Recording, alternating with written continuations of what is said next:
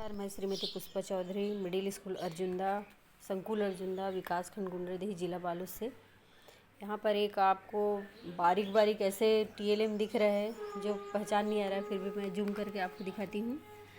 ये जो दिख रहा है इसमें सारी आकृतियाँ बनी हुई है, आयत की, वृत्त की और त्रिभुज की। इस प्रकार से मैंने यहाँ पर आकृतियाँ बनाई हैं। ये भी साड़ी के पुट्ठे से बना हुआ है जिसमें ड्राइंग शीट मैंने चिपकाया है।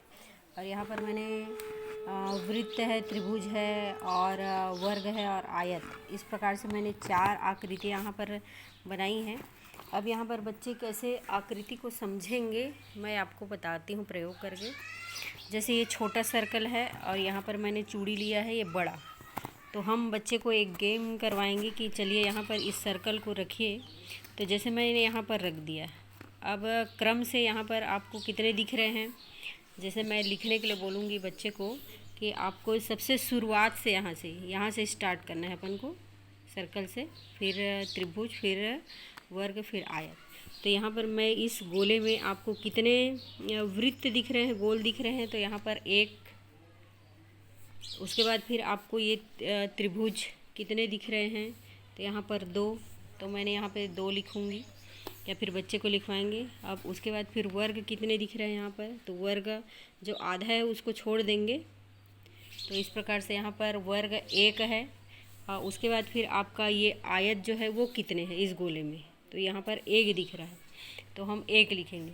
तो इस प्रकार से आपको जो अंक प्राप्त होंगे वो कितना हो जाएगा, इकाई, दहाई, सैकड़ा, हज़ार, तो 1211। तो इस प्रकार से बच्चे जो है ये संख्या निर्माण करना इस टीएलएम के माध्यम से सीखेंगे। जैसे ये तो छोटा गोला हो गया, उसके बाद फिर हम जैसे बड़ा गोला लेंगे, तो इस प्रकार से उसी प्रक्रिया से हम जैसे संख्या का निर्माण किए हैं। आप सबसे पहले वृत्त को, फिर त्रिभुज को, फिर वर्ग को, फिर आयत को। तो इस प्रकार से बच्चे जो छोटे गोले, बड़े गोले हैं, इस प्रकार से उन लोग इस टीएलएम के माध्यम से संख्या का निर्माण करके उसको पढ़ना भी सीख सकते हैं।